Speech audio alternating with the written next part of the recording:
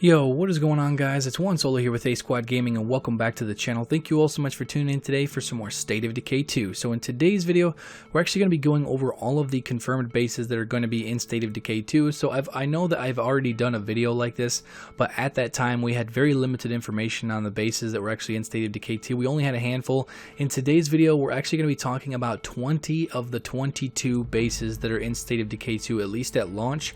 So we're going to be going over all three maps and all the different bases and stuff's on the maps, but we are missing two maps, but we'll get into that here in a little bit. So the first thing we're going to do is we're going to go into the Cascade Hills map. So we're going to be talking about 7 bases on this map today. I'm not sure if that's all of them. There might be an 8th one, but I know that there's one map that has 8 bases. So the first one here is the Justino house. So as you can see here, it's kind of located down in the bottom right hand corner, and this is going to be your starter home for this map. So each map, when you go to each map, you're going to have a starter home that's going to be kind of your first base that you're going to want to go to, but you can go to another base. You can go out and search for whatever base you particularly want in State of Decay 2 when you start each individual map, but each map is going to have a starter home that you are going to be allowed to go to and kind of start up. So here you guys can see kind of an overshot here how it starts. So there's also a chef's kitchen that's built in, as well as a bunch of other cool features that is built in. But then when you have here, we have 2 outposts, and overall it's not a very big map or a very big base, but it's just, like I said, it's just a starter base. Next here we have what you would call the corner office. So this is just, we only have a couple images of this base, and you can see here it's kind of centrally located in the middle of the map, and then it has, obviously there it has a couple large slots, small outdoor slots, sheltered beds, a workshop, that kind of thing. You can see there's an armory. It starts out with 2 outposts, so if you level up your command center, you're going to have more outposts and stuff. But this is also kind of a small base. It has multiple floors, so obviously you can see there's 3 floors to this building, so that's kind of cool. So next we have the Church on the Hill. So this one you guys have seen many times in gameplay trailers and different gameplays, especially like the first original gameplay trailer that was released of State of Decay 2. This was, like, everybody knows this as the church base. You can see here it's kind of just the church that's up on the hill, and we got to see a lot of gameplay of this in several different trailers. This one is a little bit larger of a base, and the screenshot that we have, it shows there's 3 outposts, but like I said, I'm pretty sure that how you get outposts, you have to level up your command center, which is what is one of the things that it's in your base, and it'll give you access to more outposts and stuff. So this one has a sniper tower up there at the top, and then also it has an armory over there on the left side, infirmary over on the left side there, and overall it's a pretty cool base. Next we have the container fort. So the container fort is probably one of your more structurally secure bases, I guess you could say, and it has natural lookouts. So each base is going to have some unique things in it.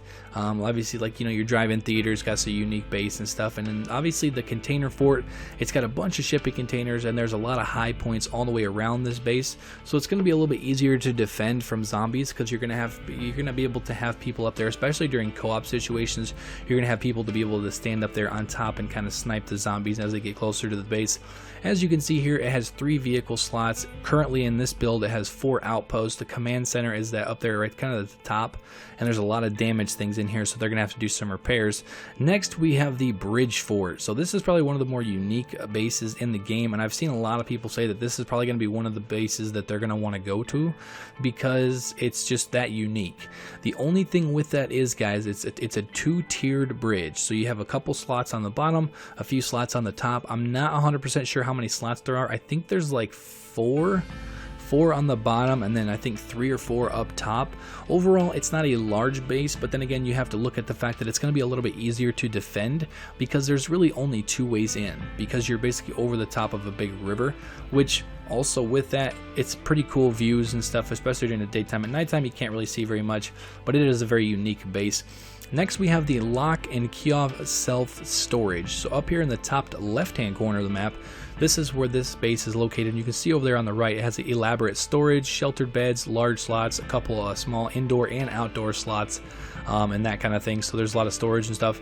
So here you can see an overshot of it with 3 vehicle storage areas, and then there's, like I said, there's some unique facilities in this base that you automatically will start with. So that's one of the cool things about this game, is that there's a bunch of unique facilities and stuff that you start with individual bases and stuff. So next we have the more and more distributing. distributing. Sorry if I got that wrong. But we actually got an image of this base. This is the first time I actually saw this base. It doesn't look like it's very big, but when we go over to the overshot, it's actually a decent sized base. And this one, there's not a whole lot of sniper towers, a lot of overlooks and stuff like that. It's pretty much all kind of centered around the ground level. So you're not going to be able to have, you know, that sniper coverage of kind of defending your base from a high point and stuff like that. But you can see here it has 3 vehicle slots, and then down there at the bottom it has a huge fuel storage, which provides an extraordinary amount of fuel storage, which is pretty cool. So those are all of the bases that we know so far in Cascade Hills. Like I said, there might be another base because one of these maps has 8 bases and the other 2 bases, or the other 2 maps, have 7 bases. So there's a total of 22 bases in State of Decay 2 currently. But anyway, next off we're going to move over to Drucker County, and I believe here we have, I think, 5 or 6 bases to talk about here. And some of these, like I said, I have never seen before up until I did some research for this video. So first we have the Vogel House. So this is also going to be your starter home. You can see it kind of up here towards the top of the map, and not a lot of information is really given about this base. Over there on the right side, you can see there that it has a couple small outdoor slots, double stack house. It's not very big. Obviously, like I said, it's a starter base, so it's not going to be very big. We don't even have any images of what like an above view of all the different slots and stuff, but it's a starter base, so don't expect to see a whole lot. Next, we have the Barricaded Strip Mall. So this is probably one of the bases that we've seen the most footage on since the release. You know, there's been multiple trailers, multiple gameplays, multiple everything. We've seen a lot of stuff on this base, and it's a pretty cool base because obviously you can get up on top of that roof, which is also going to give you that advantage of having, you know, especially when you're playing co-op and you have 3 or 4 people in your game, if your base comes under siege, you have an overlook, I guess you could say, that you can kind of shoot down on these zombies and not have to worry about getting attacked. So that is also, like I said, it's like a built-in defense that some of these bases have that's very, very unique, and it's very, very helpful. As you can see here, we have 2 vehicle slots up front, a vehicle slot over on the back side, and then a bunch of stuff in here, including right here on the bottom right hand corner. It is a urgent care built in, and it enables passive recovery of health recreation from trauma and injuries, which is pretty cool to have something like that built in. Next, we have the Knights Family Drive-In. So this is probably one of those that everybody's really, really excited about, just because, you know, it's a very unique base, and we haven't really got a whole lot of information on it. Up here you can see the existing facilities. We have an auto shop, infirmary, a generator, 4 parking, so there's 4 vehicle parkings, there's a gate tower, and then obviously the little bonus thing is there is a drive-in. So one of the things at this base you can actually do is eventually you can get to the drive-in theater part working, and you can actually watch movies there, and then obviously that's going to increase morale, but it's going to attract zombies because it's obviously going to be making noise. So after this base we have here, guys, we have Wally's Bar and Grill. So we don't have a whole lot of information on this, but we can see there on the right hand side we got a large slot, 2 parking, sheltered beds 2, some storage, and it's a bar and grill. So I'm not sure how the bar and grill part of this is going to work, because, you know, is it, you know, I don't know. Is it going to be a morale boost? Is it going to be a morale penalty? Are your people going to be in there drinking and getting drunk and stuff and then doing stupid stuff? Only time will tell and see how that's actually going to work. But you can see here, it's this is the Wheelhouse Truck Stop. So this is the only image that we actually have on this, and it's just like one giant place. You have 2 parking there. You can see there's a vehicle modifications thing down there in the bottom left-hand corner. There is a auto shop and then a gym and that kind of thing. So this is really all the information we have on the Wheelhouse Truck Stop. Hopefully this will be, we get some more information on this and see exactly what this thing looks like. So that could probably be a pretty cool, unique base, as well as Mike's Concrete. So this is the only image we actually have of Mike's Concrete as well. But this one actually is a pretty big beast. You can see over on the right hand side we have a machine shop, there's 4 parking, a huge vehicle storage, as well as 2 large slots, 2 small outdoor slots, 1 small indoor slot, and also you can see that there's a backup generator. So that's pretty cool. So those are the bases that we know about Drucker County. So you guys have a pretty good wide selection of maps, or bases for that matter, in these maps, which is pretty cool because, you know, there's a lot of very unique bases that you know, you guys are going to be able to choose from, and each one's going to be different depending on what facilities and stuff you build in those bases. So next we're going to go to Meager Valley, and we're going to be talking about the last few bases here in Meager Valley, and the first one being the Clarenton House. So this is going to be your starter home. It's kind of in the middle of the map, a little bit more towards the right side, and like I said, it's your starter home. A lot of the starter homes, obviously, they don't have a lot of stuff. They're kind of they're very basic, very, you know, not a lot of cool things, I guess you could say. But as you can see here, we have the chef's kitchen, which is built in, and it affects morale and stamina, manages rationing, makes fatigue removing consumables, which is huge because fatigue is such a big thing in State of Decay 2. And you can see there we have 2 parking slots down there at the bottom. And this is, like I said, it's a starter base, so don't expect to see a whole lot of people actually staying here. But anyway, we're moving on. Next, we have the Mazzara Farm. So this one, honestly, is probably going to be one of the cooler ones in my opinion. So you can see over there on the right-hand side, we have 2 large slots, 1 small indoor slot, a couple small outdoor slots, as well as 2 parking. There is a crew house and a grain silo storage. And you can see here, this is kind of like where you would normally try to turn it into an outpost, but this is where you can buy this base, and it is 1,000 influence to get this base. And then also up there in the top left hand corner, you can see that is sort of like your recreation area that you're able to increase your character's morale in your base, which is going to be huge in the long run. And you can see that it's set up currently for 3 outposts, and one of the outposts is actually additional beds. So there was already a decent amount of beds, so I'm not sure with how many people are actually in this community. It shows there's 6 people in this community. But anyway, moving on. Next we have the Country Church. So this is the second church that's in the game, and you can see over on the right hand side we have there's 3 parking, there's an infirmary, a community food bank, there's a barracks, a watch post, a workshop, and 1 outdoor beds. So there are no large slots that you can actually customize in this base. So that's going to be huge moving forward, because if you want to build anything at this base, obviously you can see there's a little bit of like a sniper tower up there, which is going to help in the long run. But for the most part, there's not a lot of customization and stuff with this base. Obviously, like I said, you have 3 parking spots out there, you have the armory thing up there at the top, a few outposts, which depending on what base you have, depending on what level your command center is, you're going to have different amount of outposts. But for the most part, it's very small. It's a pretty small base for being not a starter base, I guess you could say. So anyway, moving on. Next we have the Rural Police Station. So the Rural Police Station, we only have a couple images of this. These are actually images that I took of the Rural Police Station, and it's a decent sized base, honestly, to be honest.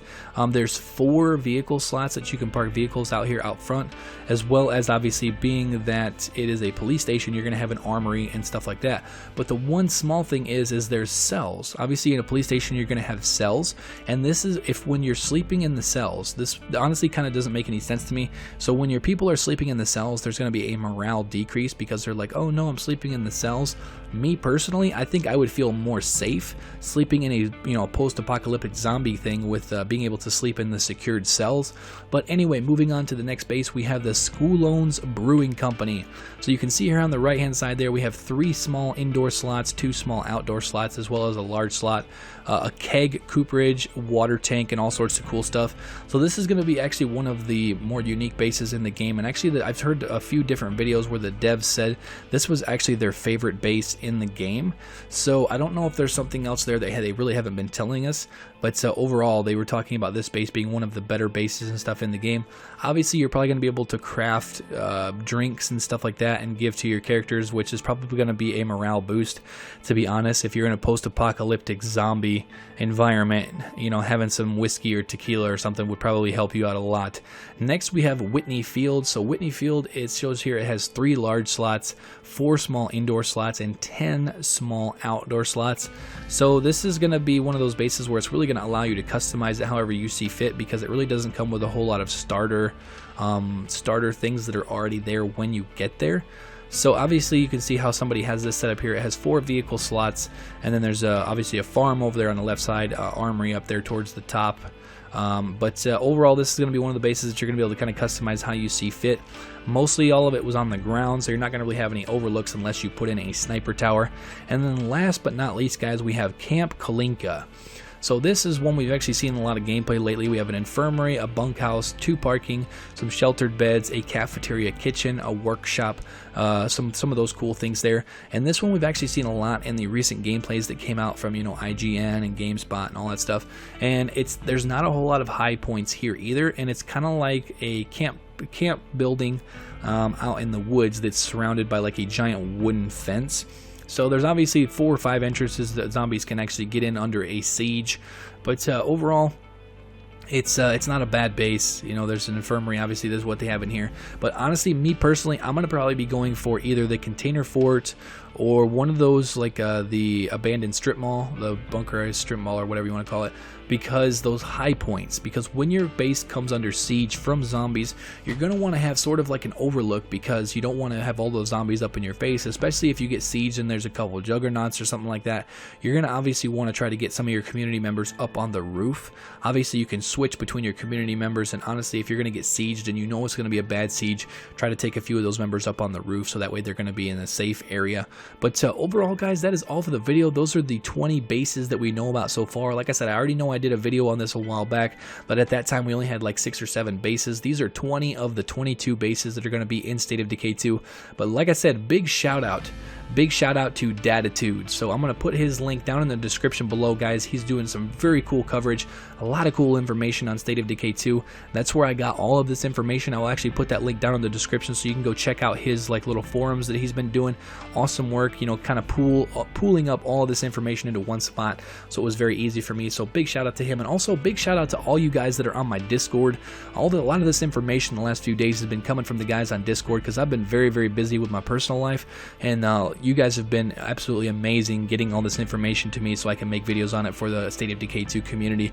So big shout out to all you guys. But like I said, guys, that's all for the video. If you guys enjoyed it, you guys are excited about all these really cool bases coming to State of Decay 2, and the fact that we're less than a week away from the Ultimate Edition, and actually less than a week away from the regular edition. Actually, no, that would be 8 days away from the regular edition of the game. Either way, guys, make sure to slap that like button. Also, if you guys are new to the channel, make sure to subscribe to stay up to date on all things State of Decay 2. I'm going to be covering this game very in-depth leading up to and after the launch on May 22nd. But that is all for now, guys. Thank you all so much for watching, and I will catch you guys later. Peace out.